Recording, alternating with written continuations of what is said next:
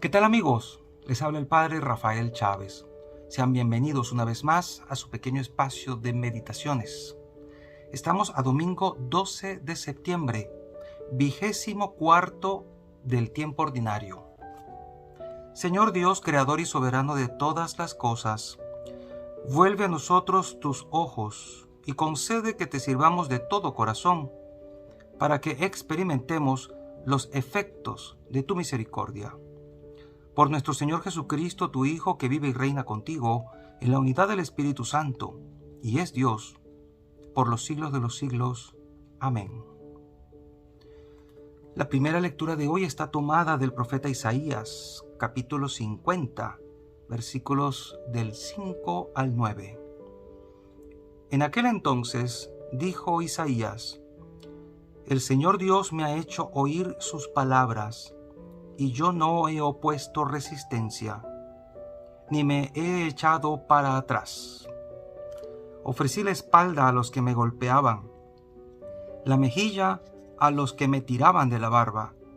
No aparté mi rostro de los insultos y salivazos, pero el Señor me ayuda. Por eso no quedaré confundido. Por eso endurecí mi rostro como roca, y sé que no quedaré avergonzado. Cercano está de mí el que me hace justicia. ¿Quién lucha contra mí? ¿Quién es mi adversario? ¿Quién me acusa? Que se me enfrente. El Señor es mi ayuda. ¿Quién se atreverá a condenarme? Palabra de Dios, te alabamos, Señor. Salmo 114. Caminaré en presencia del Señor en el país de la vida. Amo al Señor porque escucha mi voz suplicante, porque inclina su oído hacia mí el día que lo invoco. Me envolvían redes de muerte, me alcanzaron los lazos del abismo, caí en tristeza y angustia. Invoqué el nombre del Señor. Señor, salva mi vida. El Señor es benigno y justo, nuestro Dios es compasivo. El Señor guarda a los sencillos. Estando yo sin fuerzas, me salvó.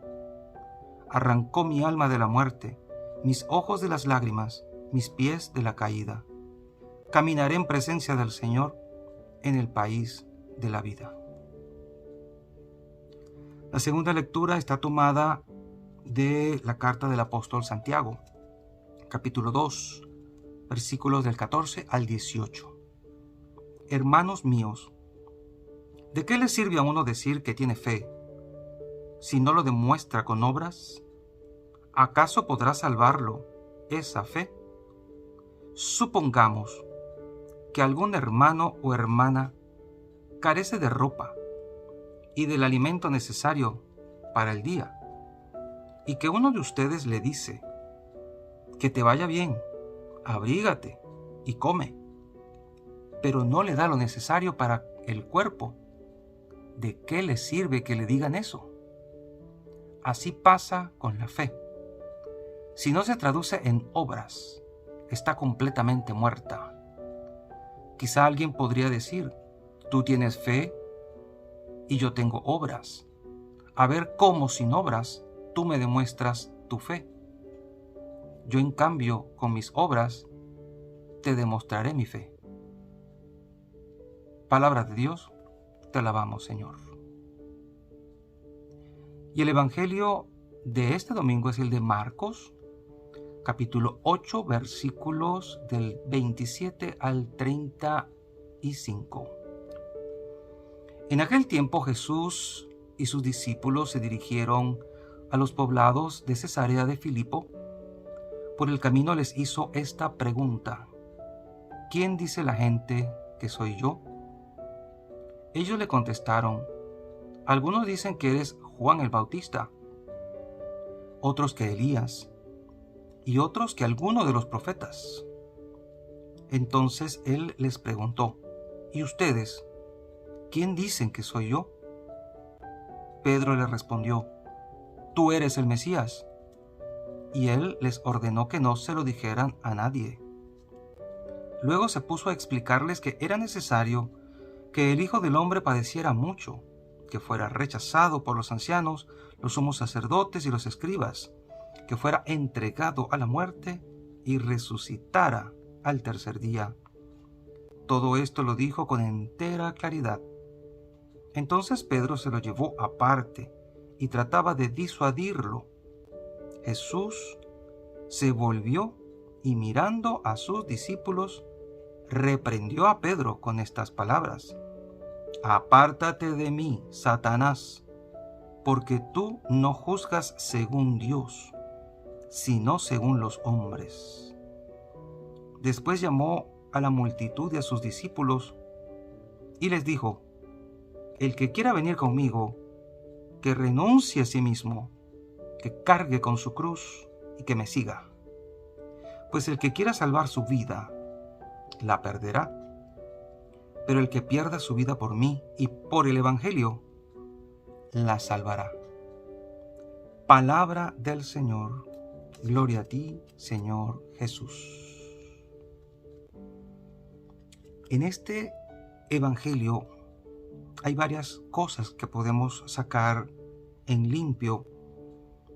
El Señor le pregunta a sus discípulos: ¿quién dicen ustedes que soy yo? Era importante que los que lo conocían mejor tuviesen una idea clara de quién era su maestro. Y fue cuando Pedro sale a hablar en nombre de todos los discípulos y le dice: tú eres el Mesías. ¿Quién le reveló esto sino el Espíritu Santo? Y es cuando Jesús le manda a callar. No podían saberlo porque si no, tal vez no hubiese durado 3 años en vida de ministerio público, lo hubieran matado. Por eso Jesús insistía en que no lo contaran. Terminó sabiéndose y padeció. Pero es interesante ver cómo al momento después, inspirado por una aparente caridad, Pedro, después de que Jesús les dice lo que le va a pasar a él, la muerte, el ser tratado mal, el padecer mucho, y esto es importante, que el Hijo del Hombre tiene que padecer mucho, rechazado por los ancianos, sumos sacerdotes, escribas, ser entregado a la muerte y luego resucitar, cosa que como que no le pusieron mucho cuidado. Pedro se horroriza, se escandaliza. Pedro amaba a Jesús y no quería que le ocurriera nada malo.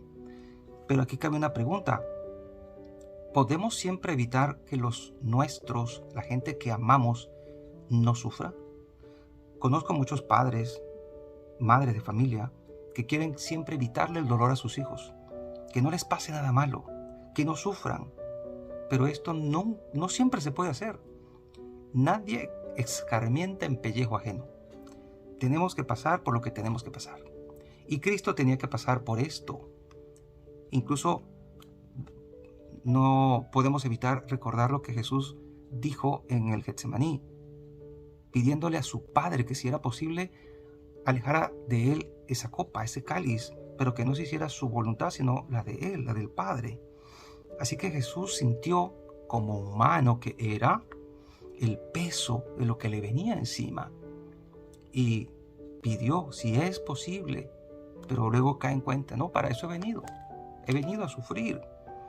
Y Pedro quiere, como quien dice, evitarle el sufrimiento, y por eso Jesús lo reprende duramente con estas palabras insólitas: apártate de mí, Satanás. Pero si hace un momento Pedro le dijo la verdad, quién era él, era el Mesías, y ahora Pedro es amonestado, regañado y le dice Satanás. Es que a veces nosotros podemos ser inspirados por el Espíritu Santo y a veces podemos estar siendo inspirados por el demonio. Hay ideas que de por sí son diabólicas. Cuando nosotros intentamos torcer, desviar el camino de Dios, eso es diabólico. Y Jesús más adelante se los aclaró más.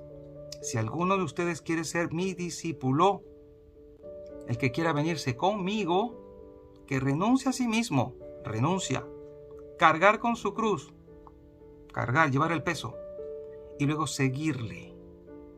Y esto es interesante. El seguimiento de Jesús implica renuncia, implica esfuerzo, implica carga, peso. Y el que quiera salvar su vida la perderá. Tanta gente en el mundo que nos dice a nosotros que estamos perdiendo el tiempo, que estamos malgastando la vida en esta vana ilusión de la religión, que lo que hacemos no tiene sentido ni valor. Y es por el contrario, el Señor lo advierte, el que quiera salvar su vida. ¿Y cómo es esto de salvar la vida?